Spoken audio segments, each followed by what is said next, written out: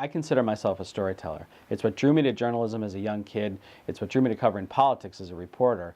And it's what drives me every day on behalf of our clients. I love sitting down with a company, with any of our clients, and figuring out what's their really unique story.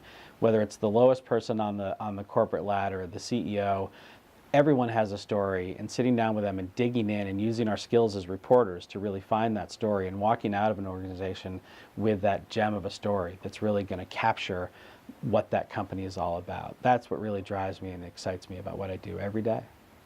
So I was 9 years old in upstate New York, and I had a paper route, the Albany Times-Union, and every day on the front page at that time there was a graphic on the front page and had a guy with a blindfold on, and it said day 122, day 123, and I started reading these stories, and I was just drawn in by the human drama of it, by the storytelling that these reporters were doing from Tehran, and I was hooked. I was hooked on journalism.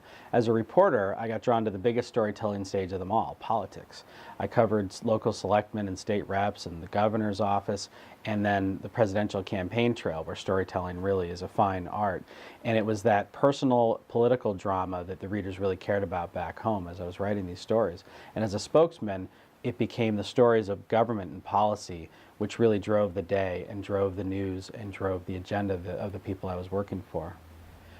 There's just so much information out there these days, from newspapers and websites and TV and blogs and social media. It's a golden age of information, but there's this glut of it. There's almost too much of it for a lot of people. It's like drinking from a fire hose. And so piercing through that with the stories is the most important thing we can do on behalf of our clients, and finding that most interesting thing to really get to the reader and get to the audience that they're trying to find. So no matter the era, no matter the age, it's always the storyteller that's going to be really important, and I'm just glad to be one.